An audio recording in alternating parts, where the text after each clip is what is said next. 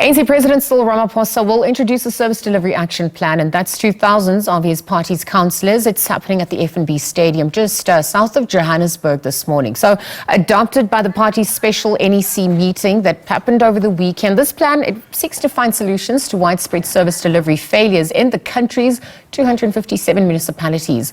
The councillors have been summoned to the FNB Stadium. It's happening this morning for clear instructions on what needs to be done at the local government level. The meeting comes as the party sets its sights on regaining its support base in some of the country's biggest municipalities. This is all ahead of the 2026 local government elections. Well, SABC News reporter Natasha Phiri now is at the stadium, the FNB Stadium, and joins us live. And Natasha, very good morning. Perhaps as we edge closer to that official program kickstarting just after 9 o'clock, talk to us about what has transpired, what are some of the sentiments that are being reflected on the ground as that, of course, kickstarts in just a few moments. Well, thank you so much, Lisa. Well, the hall is almost full of 6,690 councillors of the ANC across every province, every municipality in the length and breadth of South Africa. And of course, as SABC News, we were bright and up early, giving you rolling coverage of this event. We've been speaking to various officials of the ANC. I'm now joined by a person who doubles up as the Premier of Limpopo, but an ANC PEC member, and that is none other than Dr. Phophi Ramathuba. And of course, we'll just be asking her about issues that and challenges that the Limpopo province and various municipalities are actually plagued with. Dr. Phophi, thank you so much for joining us on SABC News. It's a roll call to all councillors, of the ANC across the country. Of course, Limpopo is no exception as well. It also has its challenges. 2 weeks ago, I think you saw that report by my colleague Pimani Balo. You're reporting on the issues in the Mogalakwena municipality as well as Polokwane, where, there are tenders, the alleged political heads that are rigging tenders. Tenders have been rolled out to fix your systems and water plants, but nothing has been done. How will you ensure that you come out of that conference and ensure that there is consequence management in Limpopo? I don't think it's correct to say nothing is being done. Because if you look at how the law works, you can't just wake up in the morning and say, sorry, we must fire them, we must charge them. There are systems that are there that have been placed by this very same government. For instance, if you look at the Mogalakwena, even the report itself, the president signed a proclamation on SIU, and the SIU has done its job. They are even currently, as we speak, I had a meeting with them 3 weeks ago. They are continuing to do their work. You might have seen even the SI tribunal has already even made a ruling on another company where they will have to pay, if I'm not mistaken, around 66 million back to the municipality. So all what I can plead with the people of Limpopo is to say they just need to be patient. We're very serious about fighting corruption, irrespective of who is involved. But we also need to follow the law, because it doesn't assist to jump. Then that's why most of the people, even those who are wrong, get scot-free, because we will not have followed the correct processes and channel when dealing with issues of corruption and maladministration. Dr. Phophi, September is also known as Public Service Month, and you've also been at the front line of this, calling for the public administration, public service to be professionalized. I was just reading a report that said in KZN, but of course this issue also filters in other provinces where councillors don't know how to read and write.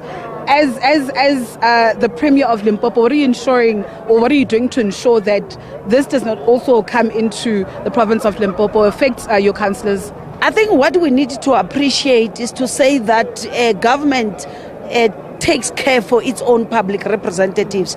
There are many opportunities. When the councillors went into council in 2021, there were processes, there were opportunities for them to further their own studies, paid. There are many developmental costs. Even SALGA on its own has got its own programs on training of councillors. Now, unfortunately, some people don't take that opportunity. The same with a member of legislature. When we went with the 6th administration, there are many who went to vets and they came out with their own. By the time when we went to elections in 2024, they had degrees.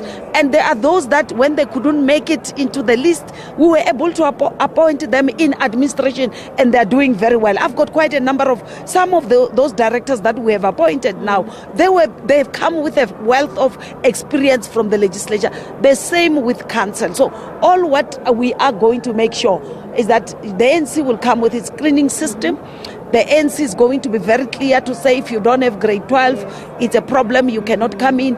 That one we must take those unpopular decisions. Even if it's my comrade, it's my friend, it's somebody that I like so much, if they are not meeting the minimum criteria.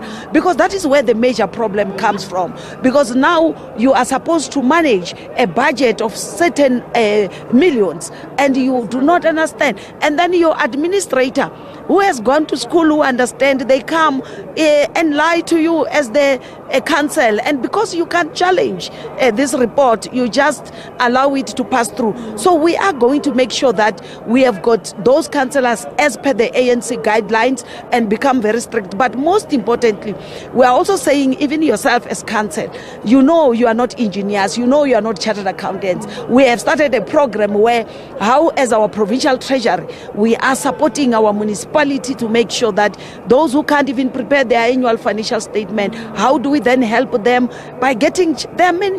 AGSA is training a lot of chartered accountants. Some of them are unemployed, but we still spend millions of rands using private consultants to prepare our annual financial statement. And when AG audit those statements, we still come with disclaimer and the qualified audit opinion. So we want to do things internally. We want to capacitate our municipality. So even if for you to, in order to be able to appoint qualified engineers who understand the roads infrastructure, the water infrastructure, you need to start by having the council itself, the political leadership, who understands when they read the report. But all I'm saying is that this day and age, it's 2025 today. We can't say it's in 1994 or 1996 when we had no opportunities to can go to school. There is no reason why we shouldn't be able to go to school as different councillors in our municipality. And Dr. Phophi, before we show the viewers what's going on inside, and before we toss to Samgele, just briefly, in terms of consequence management, can you tell us and our viewers how you'll be cracking the whip on those who don't deliver the basic of services in your municipalities? You know, we start even with my own MECs. Like on Friday, I was assessing the MEC for Coxta, who is responsible for these municipalities, and be raising all these gaps, because I'm expecting him to use the constitutions and all the sections that empower him within the South African Constitution to be able to make sure the proper oversight the provincial government provide in our municipalities. And of course, in Limpopo, we are fortunate because currently all our municipalities, our mayors comes from the African National Congress. And that is when even the ANC itself, we appreciate through our own PEC, where we have got a legislative and governance subcommittee. They are able to do audits on this municipality. So it's not a one way wherein as government, we are also through Coxta and provincial treasury, where I will be getting all this report as provincial government. You can see that's why we even took a resolution when things are bad and councillors are not spending time in the council but taking each other to court. There's Thabazimbi situation. In the province, we turn it around. Thabazimbi was one of the municipality declared as the top 10 dysfunctional municipality in the country. We've been able to dissolve it. We've been able to go to fresh by-elections. We have constituted council. Go back to Thabazimbi today and see exactly how it was last year this time and how it is this year. There is a lot of progress. So we are going to evoke the constitution when things are not happening correctly. We are also going to go back to the ANC, which deploys this councillor to say, this councillor is not doing correct. Let's work together. Let's speak in one voice. When a child is not behaving, both the mother and the father must work together to discipline the child so that the child doesn't run to the mother or to the father. So there's no way where councillor will say we'll run to the Premier or we'll run to the ANC. We are working very closely with the African National Congress, and we want things to happen. Our people want water, yes. Our people want roads, they want jobs. Those are the three things that in Limpopo our focus is there. And we keep on saying, as a council, if you are not interested in your LED, local economic development, then you have a problem. That's why you won't see the need to get water, because companies, when there's no water, they will relocate and move to other provinces and other countries, and your people are going to lose jobs. So we are working, we are cracking the whip. We are not playing games. Like I've said, we start there at the top with the MECs themselves and go down to the last council. Okay.